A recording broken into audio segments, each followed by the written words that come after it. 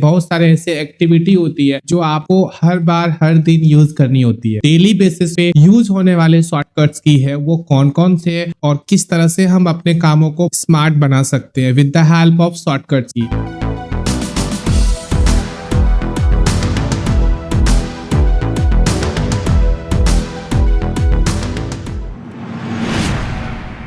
अगर आप अपने पीसी पे कुछ काम कर रहे हो और अचानक आपको कहीं जाना पड़ रहा है और अपने पीसी को बंद नहीं करना चाहते और इसको लॉकआउट करना चाहते हो तो उसके लिए आपको शॉर्टकट मिलता है Windows+L। जैसे Windows+L बटन को प्रेस करोगे तो आपका पीसी यहाँ पे लॉगआउट हो जाएगा। एंड नेक्स्ट शॉर्टकट है web page in save PDF. इस वेबसाइट पे जितने भी चीजें आपको मिल रही हैं तो इसे पीडीएफ में सेव करना चाहते हो तो उसके लिए आप शॉर्टकट प्रेस करोगे कंट्रोल के साथ पी बटन। आप देख रहे हो यहाँ पे प्रिंट करने का हमें ऑप्शन मिल रहा है, लेकिन हमें प्रिंट नहीं करना है, हमें यहाँ पे इसे पीडीएफ में सेव करना है। तो उसके लिए आपके पास यहाँ एक डेस्टिनेशन का ऑप्शन मिलता है। तो जैसे यहाँ पे इस ड्रॉप बटन पे क्लिक करोगे तो सेव एज पीडीएफ का ऑप्शन दिखेगा। इसको क्लिक करके आप सेव बटन पे क्लिक करते हो और उसके बाद आप जिस भी लोकेशन पे से सेव करना चाहते हो वो लोकेशन आपको सिलेक्ट करनी है। मुझे डेस्कटॉप पे करना है तो मैं डेस्कटॉप को क्लिक करता हूँ एंड उसके बाद मैंने यहाँ पे सेव बटन पे क्लिक कर दिया। एंड अब अगर आप इसको ओपन करोगे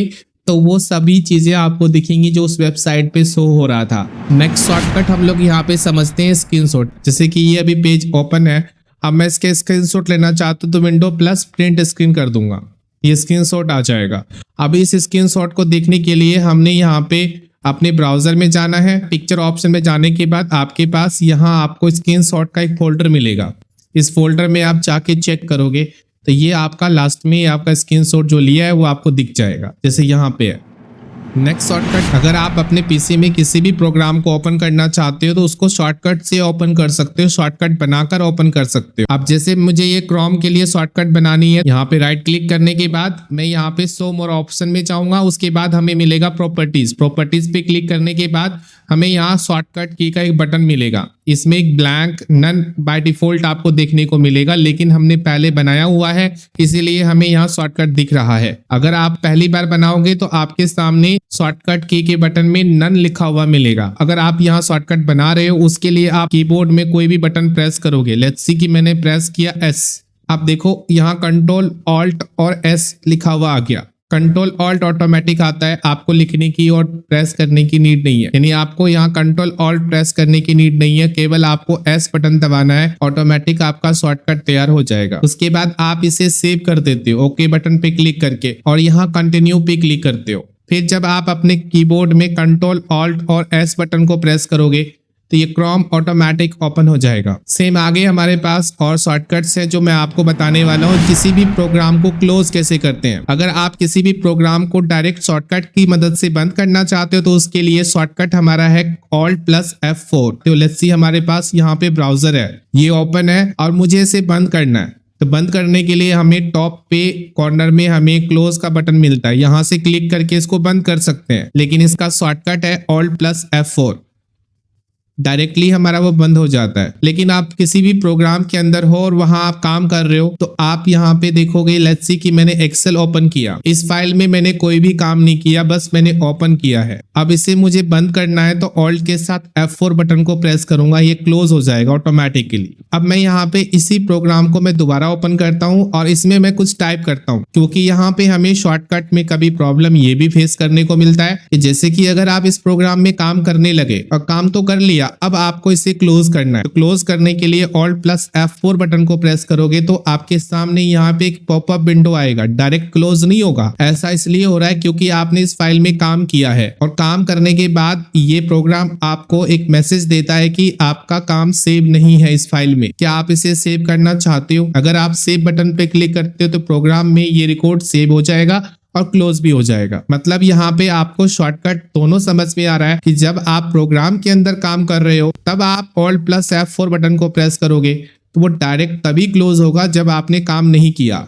अगर आपने काम किया है तो वो एक नया पॉपअप विंडो आएगा, सेव करने के लिए बोलेंगे या फिर सेव नहीं करना है उस ऑप्शन को चूज करके आप इस प्रोग्राम को क्लोज कर सकते हो।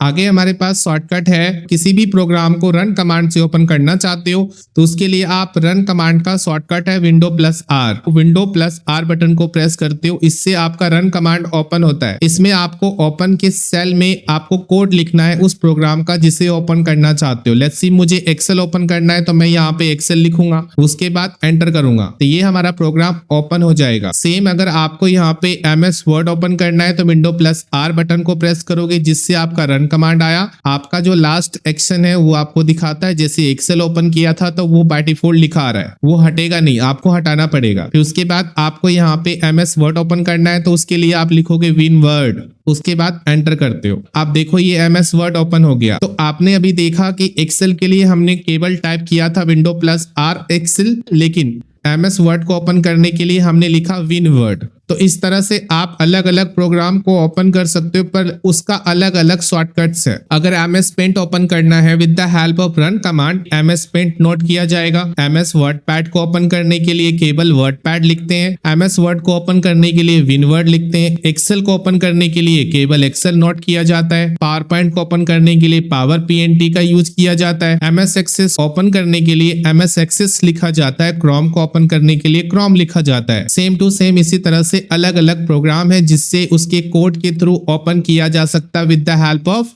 Run command. And next shortcut हम देखते हैं रीनेम शॉर्टकट। किसी भी प्रोग्राम के फाइल में उसका नाम बदलना हो या फिर किसी भी फोल्डर या फिर किसी भी फाइल में आपको नाम चेंज करना हो तो वहां आप रीनेम शॉर्टकट का हेल्प ले सकते हो।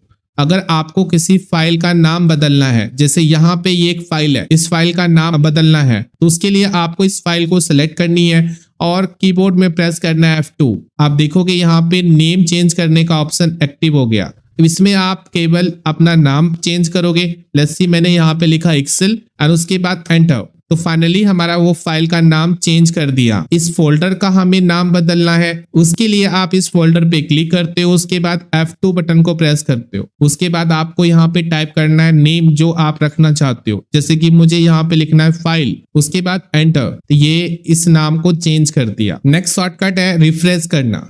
रिफ्रेश मतलब किसी भी प्रोग्राम को आप रिफ्रेश कर सकते हो with the help of shortcut F5। मैं यहाँ जीमेल में आ चुका हूँ। अब मैं यहाँ पे ये चाहता हूँ कि इसे रिफ्रेश करूँ, क्योंकि किसी ने हमें मेल किया है और वो कह रहे हैं कि हमने मेल कर दिया, अभी तक आपको पहुंचा नहीं।